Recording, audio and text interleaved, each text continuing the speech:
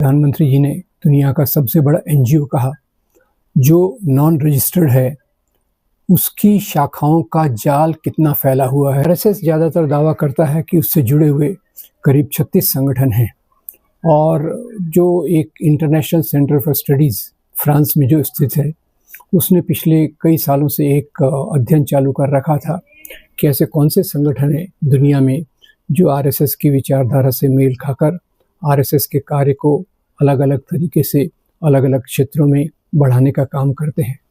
और उनकी ये जो स्टडी है वो अभी कैरवान जो अंग्रेज़ी की बहुत प्रतिष्ठित मैगज़ीन है, उसके वेबसाइट पर भी ये पूरे वर्णन आए हैं।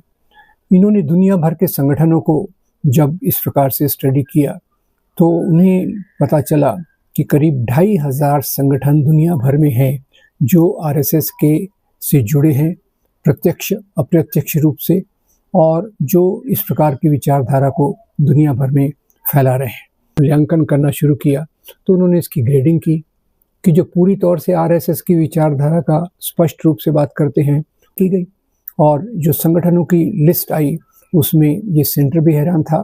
और कारवां पत्रिका की जो वेबसाइट है उस पर पूरी जानकारी उपलब्ध है। और अभी आपने देखा होगा कि दिल्ली में एक भव्य इमारत बनी है जो 5 स्टार होटल से भी ज़्यादा बेहतर लगती है, वो भी आरएसएस का हेड ऑफिस है। अब मज़े की बात यह है कि आरएसएस कोई रजिस्टर्ड संगठन तो है नहीं, और इतनी बड़ी बिल्डिंग उसने बनाई। तो कहते हैं कि भाई जो जनता का गुरु दक्षिणा होता है जो दशहरे के दिन ये जमा करते हैं, उसके आधार पर उन्होंने ये बिल्डिंग बनाई।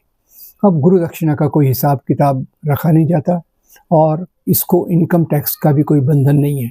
150 करोड़ की होगी वो इमारत, गुरु दक्षिणा से बनी है, लोगों के चंदे से बनी है। चंदा भी नहीं लेते ये लोग। सरसंघ चालक ये डॉक्टर मोहन भागवत हैं और होसबले उनके सरकार्यवाह हैं।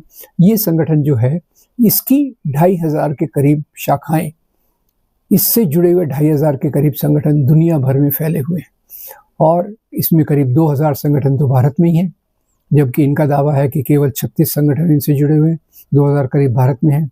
फिर अमेरिका में अगर आप देखें तो अमेरिका में 107, कनाडा में 113, यूके में 26, इस प्रकार से फैले हुए हैं।